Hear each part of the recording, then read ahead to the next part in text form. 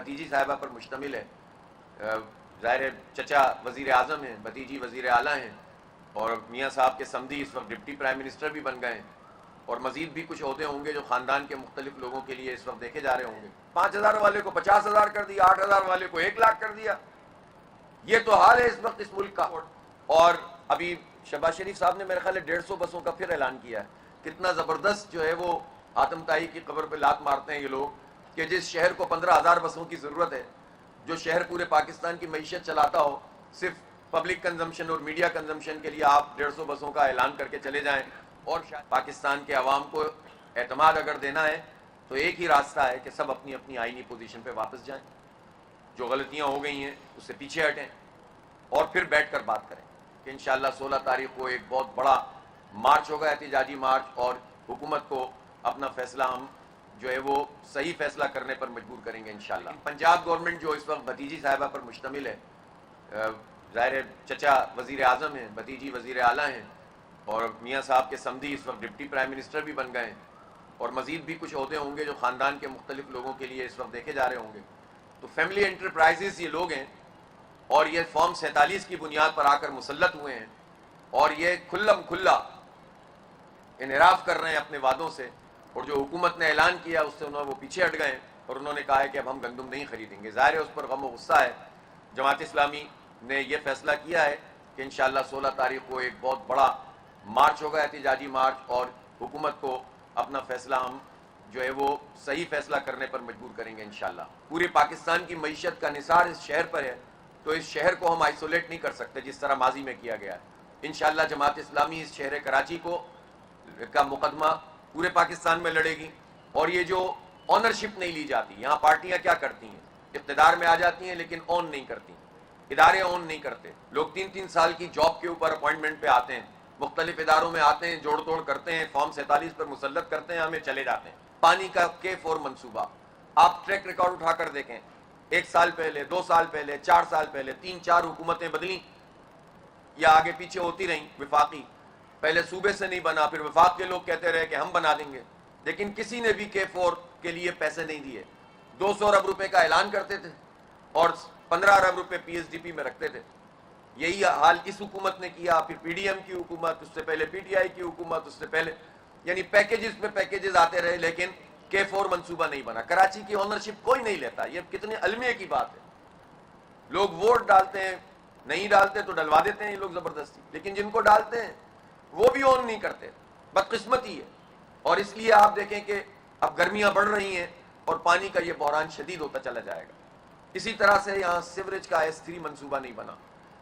तकरीबन 8-10 दफ़ा तो मुझे बिल्कुल ऐसे याद है कि इन्होंने सर्कुलर रेलवे के इफ्तिताह किए हैं। कभी शेख रशीद साहब आए थे, कभी गिलानी साहब आए थे, कभी जो है वो जरदारी साहब ऐलान कर रहे होते हैं, कभी मुराद अली शाह साहब कर रहे होते हैं, कभी जो है वो विफाक से नून लीग के लोग आकर शहबाज शरीफ साहब ऐलान करते हैं। 36 मरतबा ऐलानात और कई मरतबा इफ्तिताह के बावजूद सर्कुलर रेलवे नहीं बना। अभी ये जो रेड लाइन बन रही है, अजियत बनी हुई है शहरियों के लिए। तो ना इंफ्रास्ट्रक्चर पर कोई तवज्जो है, ना ट्रांसपोर्ट। और अभी शहबाज शरीफ साहब ने मेरे ख्याल है 150 बसों का फिर ऐलान किया है। कितना ज़बरदस्त जो है वो आतमताई की कब्र पर लात मारते हैं ये लोग कि जिस शहर को 15,000 बसों की ज़रूरत है, जो शहर पूरे पाकिस्तान की मईशत चलाता हो, सिर्फ पब्लिक कंजम्पशन और मीडिया कंजम्पशन के लिए आप 150 बसों का ऐलान करके चले जाएं और शादियाने बजाएं इस पर, तो ये कोई तरीका नहीं है। ये मास ट्रांजिट प्रोग्राम है, ये लाइट रेल सिस्टम है जो 4 कॉरिडोर का, ये होना चाहिए।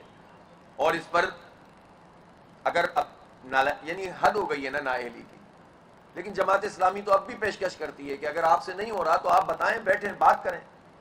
लेकिन क्या करें कि ये जो हुकूमतें हैं ये जिस तरह से करप्शन और लूट मार में लगी हुई हैं, इनके बस में भी नहीं है और ये करना भी नहीं चाहते। इसलिए कराची के ये जेन्युइन इश्यूज हैं जिनको उठना चाहिए। अभी अफसोसनाक कितनी बात है कि मैट्रिक के इम्तिहान हो रहे हैं। मुझे सब साथियों ने बताया कि 3,64,000 बच्चे पेपर दे रहे हैं। 40%, 500 में से 40%, तो 200 तो हो गए ना। 200 स्टेशन वो हैं जो अपना सेंटर्स वो हैं, या तो वो बिक गए या उनमें कोई बुनियादी सहूलत मौजूद नहीं है। हमने तस्वीरें देखी कि बच्चे ज़मीन पे बैठकर पेपर दे रहे हैं, लाइट नहीं होती, लोड शेडिंग के इलेक्ट्रिक कर रहा है। کوئی پوچھنے والا, کوئی اتھارٹی پاکستان میں ہے جو کے الیکٹرک کی اس مافیا سے کہے کہ بھائی سینٹر میں تو کم از کم لائٹ کا اہتمام کر دو, سارا کمپیوٹرائز سسٹم ہے؟ کوئی پوچھنے والا نہیں ہے.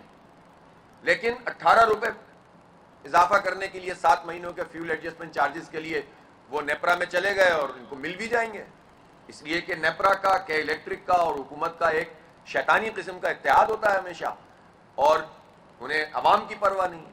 میں کتنی مرتبہ ہم یہ مطالبہ کر چکے ہیں کہ پاکستان میں جب یہ سرکولر ڈیٹ کی وجہ سے اور یہ آئی پی پیز کے معاہدوں کی وجہ سے جب اضافی بجلی کے پیسے پاکستان کی قوم دے رہی ہے, تو پھر کے الیکٹرک مہنگی بجلی کیوں بنا رہا ہے؟ اس کو کیوں دیا ہوا ہے یہ لائسنس؟ اور نیشنل گرڈ سے کراچی کو بجلی دے دیں جو آلریڈی ہمارے پاس موجود ہے, جس کے پیسے پاکستانی قوم دے رہی ہے. تو آپ اس کو, جو اس کی جنریشن ہے, اگر اس کو مل جائے جو آلریڈی بجلی ہمارے پاس موجود ہے, تو یہ تو نکلیں گے نا ایک طرف. یہ بوجھ تو فیول ایڈجسٹمنٹ چارجز کا کراچی کے عوام پہ نہیں پڑے گا, اور اس سے جو صنعتوں پہ بوجھ پڑتا ہے, اس سے جو مجموعی طور پر پریشانی ہوتی ہے. پھر اس کے بعد ٹرانسمیشن اور ڈسٹریبیوشن کے لیے کتنی مرتبہ ہم نے کہا کہ اس میں مونوپلائز سسٹم ختم کیا جائے, لیکن چونکہ پہلے سے چیزیں طے ہوتی ہیں تو یہ لوگ مل کر کرپشن کرتے ہیں اور مافیاز کو ہم پر مسلط کر دیتے ہیں. تو یہ سلسلہ اب ختم ہونا چاہیے, اور اس پر بھی انشاءاللہ تعالی جماعت اسلامی کی آواز صرف کراچی میں نہیں پورے پاکستان میں گونجے گی. محمد حسین مہنتی صاحب تشریف فرمائیں. اس وقت صوبہ سندھ میں بدامنی کی جو صورتحال ہے, آپ نے وہ بچے کی ویڈیو دیکھی ہوگی جس کو زنجیروں سے باندھا گیا تھا. آپ تصور تو کریں ان ظالموں, کہاں ہے حکومت؟ 16واں سال میں ہے اس وقت لگاتار پیپلز پارٹی کی حکومت ہے. مجھے بتائیں نا کہ کیسے ممکن ہے کہ ان کچے کے علاقوں میں جن بھاری جو یہ وہ اسلحہ ہوتا ہے, یہ آیا کہاں سے؟ یہ الاؤ کس نے کیا؟ یہ سارے ادارے بتائیں, یہ پہنچا کیسے؟ اور پھر اس کے بعد وہاں پر انہوں نے پوری اپنی عملداری قائم کی ہوئی ہے. جو لوگ بھی سندھ کے پورے اس نظام کو جانتے ہیں وہ کیا نہیں سمجھتے کہ بڑے بڑے سرداروں اور وڈیروں کی مرضی کے بغیر یہ کام نہیں ہو سکتا؟ اور جب وہ سردار اور وڈیرے حکومتوں میں شامل ہوں, ان کا اثر و رسوخ ہو, تو پھر آپریشن کیسے ہوگا؟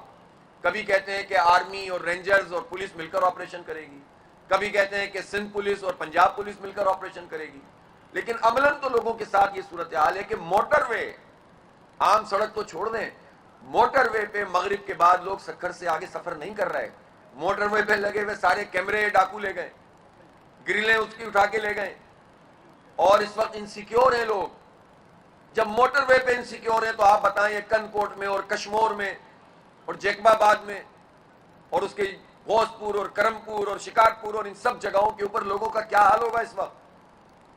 لوگ نیشنل ہائی وے تو چھوڑیں, موٹر وے پہ سفر نہیں کر رہے. کون رسپانسبل ہے؟ 16ویں سال میں داخل ہو گئی ہے لگاتار حکومت میں پیپلز پارٹی وفاق میں بھی ہے. صدر صاحب بھی تشریف فرمائیں. روز یہ ہوتا ہے کہ ہم وفاقی وزارتیں بھی لے رہے ہیں کہ نہیں لے رہے ہیں, لیکن حکومت تو پیپلز پارٹی, نون لیگ اور ایم کیو ایم کی ہے. اب یہ کچھ بھی کہتے رہے, ایم کیو ایم والے کچھ کہتے رہے, فلاں کہتے رہے, لیکن یہ سب حکومت کر رہے ہیں. اور حکومت بھی فارم 47 کی ہے, عوام کی رائے کی تو ہے ہی نہیں. 45 پہ تو حکومت بنی نہیں ہے. غلط کیے گئے ہیں, 5,000 والے کو 50,000 کر دیا, 8,000 والے کو 1,00,000 کر دیا. یہ تو حال ہے اس وقت اس ملک کا. تو یہ ان کی ملی بھگت کے بغیر ڈاکو طاقتور نہیں بن سکتے. تو اس وقت جو اتنا پریشان ہیں اس وقت سندھ کے لوگ, اور سفر کرنے والے پورے پاکستان کے لوگ جو وہاں سے سفر کرتے ہیں, آپ یہ دیکھیں کہ ہندو برادری کے لوگوں کو یہ خاص طور پر اغوا کرتے ہیں, اور اس لیے کرتے ہیں کہ وہاں کیونکہ تاجر طبقہ بڑی تعداد میں اس برادری سے تعلق رکھتا ہے تو زیادہ پیسے ملیں گے. آپ کیا میسج دینا چاہتے ہیں پوری دنیا کو؟ ویسے تو آپ مائنورٹیز کا پہاڑا پڑھتے ہیں اپنے خاص ایجنڈے کے لیے, کرتے کراتے تو آپ مائنورٹیز کے لیے کچھ بھی نہیں ہے. اور دوسری طرف جب مائنورٹیز کے لوگوں کے ساتھ یہ سلوک ہو رہا ہو تو حکومت کچھ تماشا دیکھ رہی ہوتی ہے. اس لیے یہ کچے کے ڈاکو اور پکے کے ڈاکو ایک اشتراک ہے جو مسلط ہے اس وقت پورے ملک کے اوپر. اور آپ کراچی میں بھی اسٹریٹ کرائم کا جو حال ہے وہ کسی سے چھپا ہوا ہے. ہزاروں وارداتیں ہو رہی ہیں ہر مہینے میں. کتنے لوگ قتل ہو چکے ہیں چند مہینوں میں؟ میرے خیال ہے 30 تک کے قریب اس سال میں لوگ صرف اسٹریٹ کرائم میں قتل ہو چکے ہیں کراچی. کوئی پوچھنے والا نہیں. 70 ہو گئے ہیں یہ جو مئی تک میں 70 افراد. صرف چیزیں چھینتے ہوئے قتل ہو گئے. آپ اندازہ تو لگائیں, باقی تو جو حال ہے وہ ہے. تو اس لیے ان ساری صورتحال پر کراچی کی اس آواز کو پورے پاکستان میں گونجنا چاہیے, اور پاکستان کے لوگوں کے جو بنیادی مسائل ہیں ان سب کا حل ہونا چاہیے. میں اس موقع پہ یہ ضرور کہنا چاہتا ہوں کہ بنیادی مسئلہ یہ ہے کہ پاکستان میں عوام کی رائے کے مطابق حکومت نہیں بنی ہے. اور یہ جو پری پول انجینئرنگ پہلے ہم سنتے تھے, ڈیورنگ پول انجینئرنگ سنتے تھے, پھر پوسٹ پول سنتے تھے, اب انہوں نے کہا کہ یار یہ سب چیزیں تو ہم کرتے ہی ہیں, یہ بھی چلیں گی, لیکن ایک انجینئرنگ کر لو کہ جو بھی لوگوں نے رائے دی ہو وہ ایک طرف کر دو, اور جب فارم 47 جاری کرو تو اپنی مرضی کا کر دو اور اس پر حکومت بنا لو. تو یہ جو ایڈوانس انجینئرنگ ہے جو اس وقت کی گئی ہے, میں سمجھتا ہوں یہ زہر قاتل ہے ملک کے لیے. یہ عوامی رائے پر ڈاکہ مارنا, یہ جمہوریت کو کچلنا, یہ عوام کی رائے پر شبخون مارنا, اس سے پاکستان آگے نہیں بڑھ سکتا.